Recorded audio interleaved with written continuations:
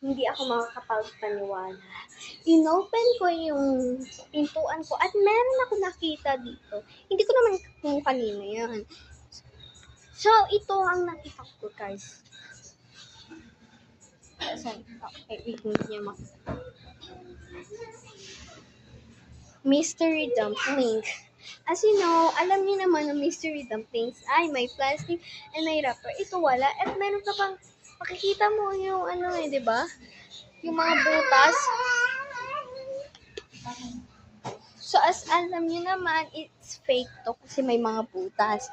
Eh, hindi ko nga alam kung sino nagbigay nun. So, let's find out together. But, ibabalik pa natin na hindi na. Huwag na lang pinabalik sa atin na to eh. Hindi ko nga alam kung kanino to eh. Ibabalik ko pa. So, let's open instead.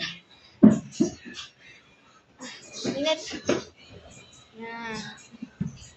open. Ano ang kulay makikita natin? At I think it's red kasi may butas kasi. So, let's open. 3, 2, 1. Ah! That's cute! Oh, may Orbeez siya, guys. Look. Look, guys. May mga Orbeez. And tignan niyo.